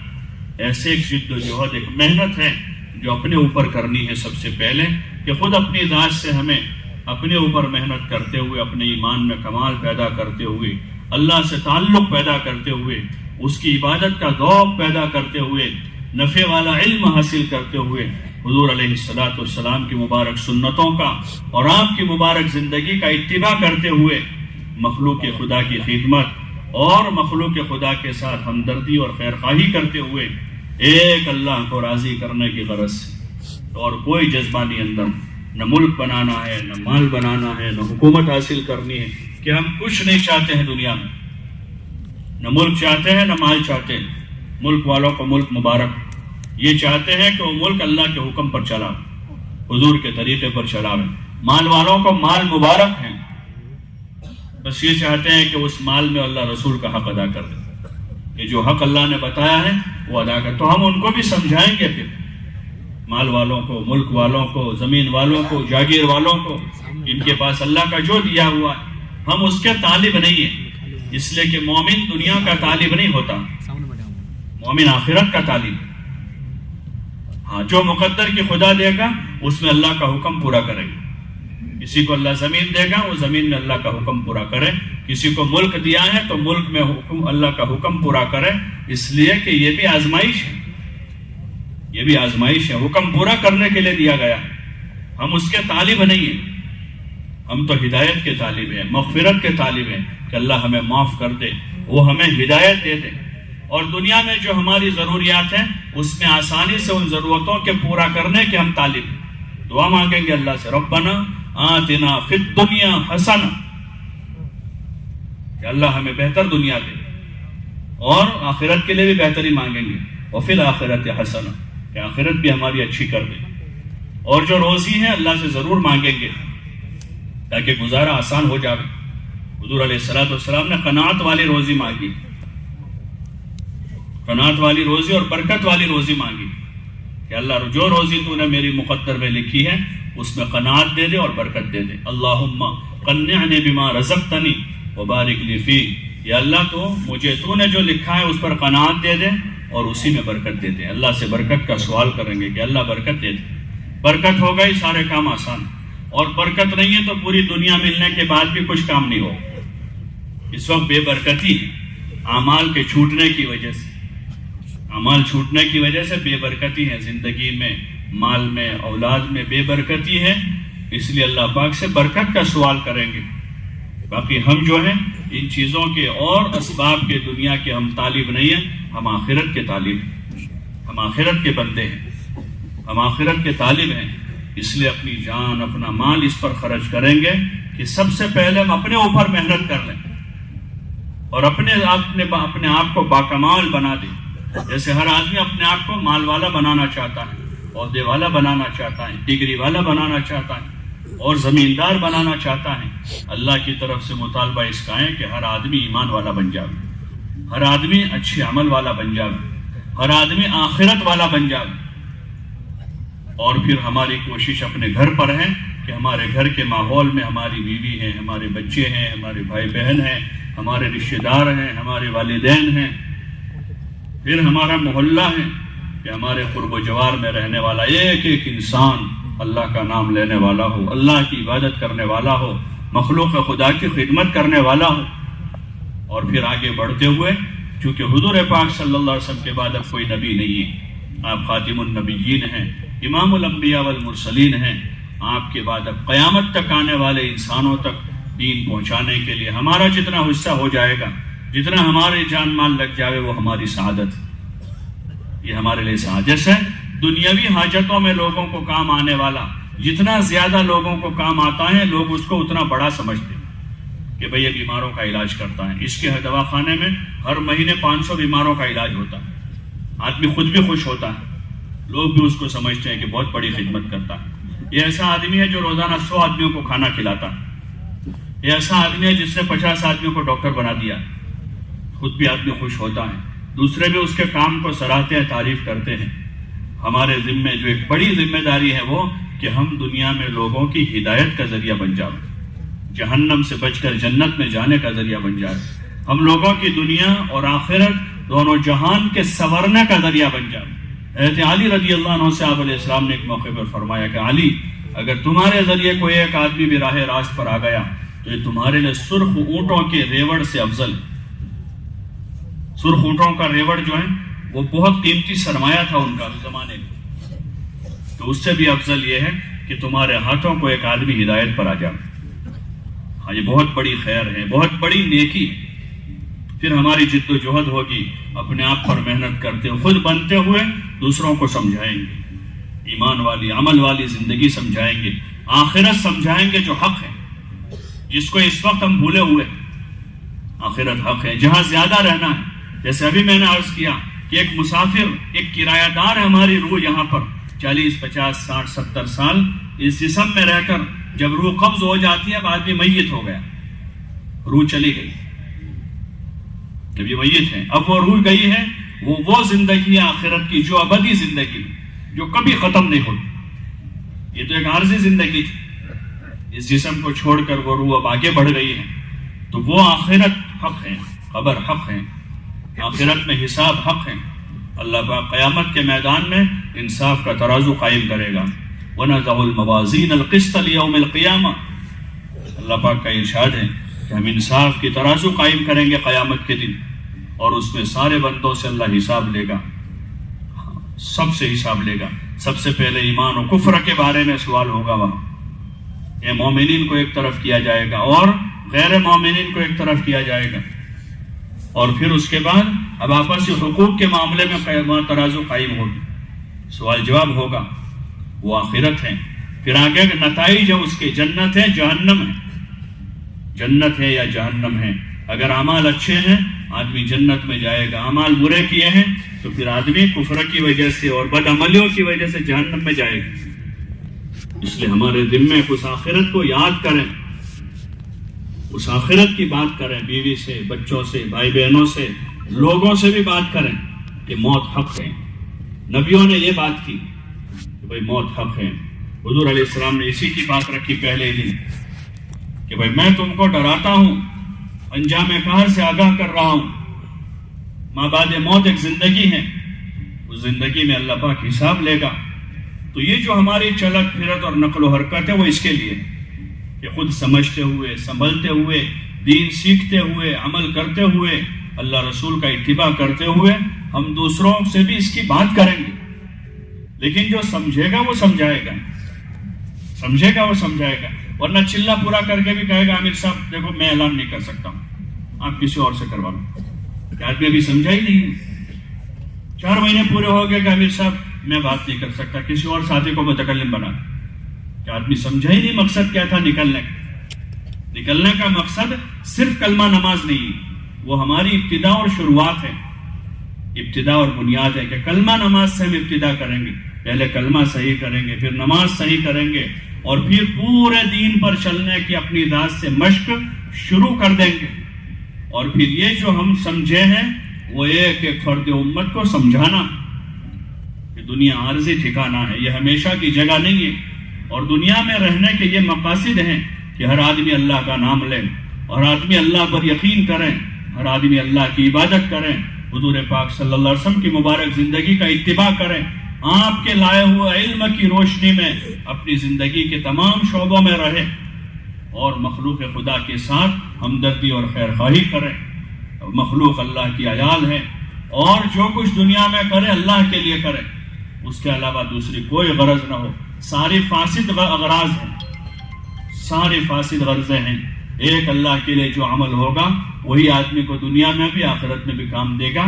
یہ بات آدمی خود سمجھتا ہوا اب دوسروں کو سمجھانے کے لیے اپنی جان اور اپنا مال لگا، اپنی جان سے، کہ کسی سے سوال نہیں کریں گے، کہ کسی سے چائے کا بھی سوال نہیں ہے، پانی کا بھی سوال، اللہ نے جو ہم کو دیا ہے وہ ہم خرچ کریں گے، اور اپنی جان لگا کر اپنی جان لگا کر ہم پھریں گے. آپ علیہ السلام سے زیادہ قیمتی ہماری جان نہیں ہے. ابھی ہم نے اپنی حیثیت کے مطابق اپنے جان کی قیمت لگائی. اس لیے آدمی کہتا ہے کہ اب میرے پاس ٹائم نہیں ہے. میں چونکہ فیسلٹی کے ساتھ رہتا ہوں مجھے باہر نکلنا مشکل ہے, مجھے مسجد میں نیند نہیں آتی ہے, اور مجھے جو ہے تو تھوڑا ٹوائلٹ کا پرابلم رہتا ہے, اور مجھے یہ ہے. آپ علیہ السلام سے زیادہ قیمتی ہماری جان نہیں ہے. سب سے زیادہ قیمتی ذات آپ کی ہے. آپ کی یہ ذات اقدس, اللہ کے راستے کی آپ نے ٹھوکر کھائی ہے. کبھی بدر میں ہے, کبھی احد میں ہے, کبھی حمراء الاسد میں ہے, کبھی تبوک میں ہے, کبھی مکہ کی گلیوں میں ہے, کبھی مکے کے بازاروں میں ہے, اور کبھی مینا کی وادیوں میں ہے, اور لوگوں سے کہہ رہے ہیں من یؤوینی من ینصرنی حتی ابلغ رسالۃ ربی ولہ الجنہ, کہ کون میری مدد کرے گا, کون مجھے ٹھکانہ دے گا تاکہ میں اپنے رب کا پیغام پہنچا دوں, اور جو میری مدد کرے گا اللہ اسے جنت دے گا. یہ اس طرح پھر رہے لوگوں کے درمیان. سب سے معزز ذات آپ کی ہے. آپ امام الانبیاء والمرسلین ہیں, سارے نبیوں کے سردار ہیں, سارے انسانوں میں سب سے افضل ہیں آپ. تو جب یہ ذات اقدس اس طرح سے اللہ کے نام پر, اس لیے کہ جس کا کام ہے وہ سب سے بڑا ہے, اس لیے ہم اپنی ذات کو بے حیثیت قرار دیں گے. ہاں, دنیا کے خاطر بڑے بڑے لوگوں نے اپنی ذات کو بے حیثیت کر دیا ہے. بڑے بڑے تاجر اپنی تجارت کے خاطر ملک در ملک پھرتے ہیں. بڑے بڑے سیاستداں ووٹ کے خاطر غریبوں کی جھونپڑی میں جاتے ہیں اور ان سے سوال کرتے ہیں. جو 5 سال ٹھاٹ سے رہتے ہیں وہ بھی 2 مہینے 4 مہینے جو ہے در بدر کی ٹھوکریں کھا کر اپنے آپ کو سب سے نیچے لے آتے ہیں. جس چیز کے ان کے قلب میں عظمت ہے اس چیز کے خاطر انہوں نے در بدر پھرایا ہے. جب اللہ رسول کی عظمت دل میں آئے گی اور اللہ کے دین کی عظمت آئے گی تو پھر 4 مہینے کوئی چیز نہیں. اللہ کے نام پر جان دینا آسان ہو جائے گی. وہی وجہ تھی آپ علیہ السلام اور صحابہ کہ راہ خدا میں جان دینے کو سعادت سمجھتے ہیں کہ اللہ کے نام کی عظمت تھی ان کے دلوں میں. وہی چیز مطلوب ہے اس امت سے کہ یعنی حقیر دنیا کے خاطر ایک آدمی اپنے آپ کو ذلیل کر دیتا ہے, تو وہی آدمی جو ہے ایک اللہ کی بڑی ذات کے خاطر اور اللہ کے دین کے خاطر اپنے آپ کو بے حیثیت قرار دے کر در بدر کی ٹھوکریں کھا رہا ہو. محلے میں, گلی میں, بازار میں جا کر وہ اللہ کی بات کر کے اللہ کے بندوں کو اللہ سے جوڑنے والا بن جاتا. یہ اس کی محنت ہے, یہ کوئی معمولی چیز نہیں ہے. لیکن چونکہ کام سادہ ہے, اس میں کوئی شور شرابہ نہیں ہے, نعرے بازی نہیں ہے, اس کا کوئی خاص ڈریس نہیں ہے, اور ظاہر میں اس کے اوپر کوئی مال و متاع کا منافع نہیں ہے. اس وجہ سے طبیعتیں گھبراتی ہیں. اور جو نفع کرنے والے لوگ ہیں, بڑے تاجر لوگ ہیں, وہ چونکہ نفع کے خاطر اپنا جان مال لگاتے ہیں تو ظاہر میں دکھتا نہیں ہے, لیکن اس پر جو خدا دے گا تو صرف ہمیں نہیں, خدا ہماری نسلوں کو نوازے گا. اور دنیا کا کیا مسئلہ, جیسے میں نے ابھی عرض کیا ہے, چند دنوں کی یہ زندگی ہے, باقی جو اصل مسئلہ ہے آخرت کا, اللہ تعالی ہمیشہ کی وہ آخرت بنا دے گا. اس لیے آپ حضرات سے گزارش ہے, درخواست ہے کہ نیتیں کریں, ارادے کریں کہ خود اپنی ذات سے دین کو سیکھنا سمجھنا ہے, دین کی دعوت اور محنت کو بھی سیکھنا سمجھنا ہے, اور اب زندگی کے جو دن باقی ہیں اس کو اپنی ذات سے دین پر چلتے ہوئے پورے عالم میں اللہ کا یہ مبارک دین زندہ ہو جاوے, پورے عالم میں امن و امان قائم ہو جاوے, اور پوری انسانیت اللہ کے رحمت کے سائے میں آ جاوے. اس کے لیے اپنی ذات کو اور اپنے مال کو بے حیثیت بنا کر اللہ کے نام پر لگانا. لگائیں گے انشاءاللہ؟ ارے بھائی لگائیں گے. کون کون لگائیں گے؟ اب اس کے لیے نقد پیش کریں, نقد, کہ انشاءاللہ اس کے لیے ہم نقد 4 مہینے کے لیے تیار ہیں, اور ہمت کے ساتھ کھڑے ہو کر اپنے ارادوں کا اظہار کریں.